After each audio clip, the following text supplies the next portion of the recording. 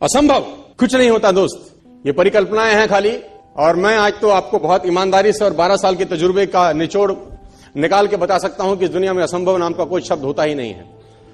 इंसान कभी भी चंद्रमा पर नहीं पहुंच सकता, पृथ्वी विज्ञान की अधिकतम सीमा है। डॉक्टर ली दी फॉरेस्ट मशहूर वैज्ञानिक हुए, बहुत बड़े साइंटिस्ट हुए, एक स्टेटमेंट इन्होंने पास किया 1955 के अंदर, 1955 ही पास द स्टेटमेंट कि इंसान कभी भी चंद्रमा पर नहीं पहुंच पाएगा। It is impossible for a human being to cross Indian globe, earth globe, और पृथ्वी विज्ञान की अधिकतम सीमा है। लेकिन किसी बहरे ने इस बात सुना नहीं और पहुंच गया एक आदमी अपना बस्ता उठा के, जिसका नाम था इन 1969।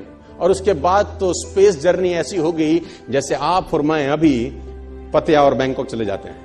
लॉर्ड केल्विन बहुत बड़े साइंटिस्ट हुए, उनका स्टेटमेंट आया कि सिर्फ पक्षी उड़ान भर सकते हैं, हवा से भारी मशीन का उड़ान भरना असंभव है। इट इज इम्पॉसिबल कि हवा से कुछ भी भारा हो और वो उड़ सके, क्योंकि ग्रेविटी उसको गिरा देगा। लेकिन तमाचा मारा इन लोगों ने, तमाचा मारा और लिख के दिया कि हमने साइकिल के स्पेयर पार्ट से इंसानों को पक्षी बना दिया, साइकिल के स्पेयर पार्ट से इंसानों को पक्षी बना दिया। 16 साल लगे राइट ब्रदर्स को जहाज का निर्माण करने में। लेकिन इन लोगों ने उसकी बात नहीं सुनी कि जो कहते थे कि वायु का सिद्धांत तुम्हारे विपरीत है। ये बात भंवरे को कही जाती थी कि भंवरा वायु के सिद्धांत के कारण कभी जीवन मोड़ नहीं सकता, क्योंकि उसके पंख उसके शरीर से हल्के रहते हैं। लेकिन भंवरा साला किसी स्कूल में गया नहीं आज तक। माई doctor told me I will never walk again. मेरे डॉक्टर ने मुझे कहा कि तुम कभी चल नहीं सकोगी।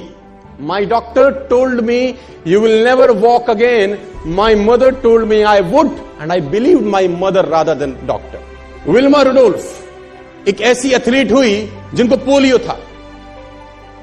था जिनको डॉक्टर ने कहा तू चल नहीं सकती, मां ने कहा तू चल सकती है। उसने कहा मैंने डॉक्टर की बात नहीं मानी, मैंने अपनी मां की बात मानी। 3 ओलंपिक गोल्ड मेडल जीती है लड़की, 3 ओलंपिक गोल्ड मेडल, जिसको डॉक्टर कह रहा है कि तू चल। लेकिन मां क्या बोलती है? मैं आपको उदाहरण देना चाहूंगा सर। बहुत छोटे थे अल्बर्ट आइंस्टीन, दुनिया के महान वैज्ञानिक में से एक हुए, मंद बुद्धि कहा जाता था। 8 साल के थे, घर पहुंचे, मां को चिट्ठी दिया। When he was 8 years old, came to his home, given letter to his mother.